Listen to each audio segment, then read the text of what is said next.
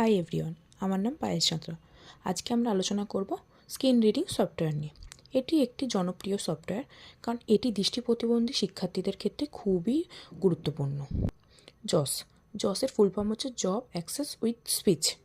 Jos কী করে? একটি জনপ্রিয় স্ক্রিন রিডিং সফটওয়্যার যা মূলত দৃষ্টি প্রতিবন্ধী ব্যক্তিদের জন্য কম্পিউটার ব্যবহারে সহায়তা করার জন্য তৈরি করা হয়েছে। কম্পিউটার স্ক্রিনে যা কিছু লেখা প্রদর্শিত হয় তা কৃত্রিম কণ্ঠস্বরের মাধ্যমে পড়ে শোনায়, ফলে দৃষ্টিহীন বা স্বল্প দৃষ্টিসম্পন্ন ব্যক্তিরা সহজেই কম্পিউটার ব্যবহার করতে পারে, যা দৃষ্টিহীন শিক্ষার্থীদের ক্ষেত্রে খুবই ব্যবহারযোগ্য। কারণ দৃষ্টিহীন শিক্ষার্থীরা যদি কম্পিউটার ব্যবহার করতে চায় তাহলে তাদেরকে এটার সহায়তা নিতে হবে। জসের প্রধান লক্ষ্য হলো দৃষ্টি প্রতিবন্ধী বা আংশিক দৃষ্টিসম্পন্ন ব্যক্তিদের ডিজিটাল জগতে স্বাধীনভাবে কাজ করার সুযোগ দেওয়া।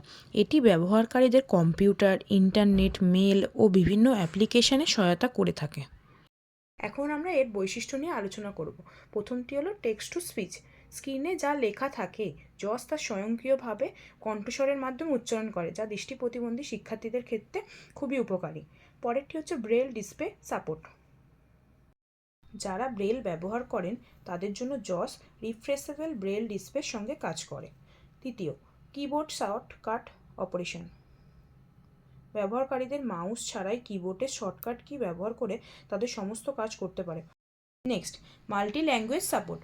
এটি ইংরেজি ছড়া ও বিভিন্ন ভাষার সমর্থন করে। বাংলা ভাষার ব্যবহারে আংশিকভাবে পাওয়া যায়।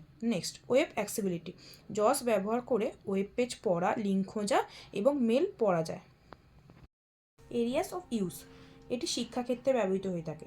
দৃষ্টি প্রতিবন্ধী শিক্ষার্থীদের পড়াশোনার জন্য এটি ব্যবহার করা হয়ে থাকে। নেক্সট, চাকরির ক্ষেত্রে অফিস ডকুমেন্ট টাইপ, ইমেল পাঠানো, তথ্য বিশ্লেষণের ক্ষেত্রে ব্যবহৃত হয়ে থাকে, যা দৃষ্টিহীন শিক্ষার্থীদের ক্ষেত্রে খুবই প্রয়োজনীয়। পার্সোনাল ইউজ, ইন্টারনেট, এসএমএস করার নিজের যে কোনো পার্সোনাল কাজেও এটি ব্যবহার হয়ে থাকে।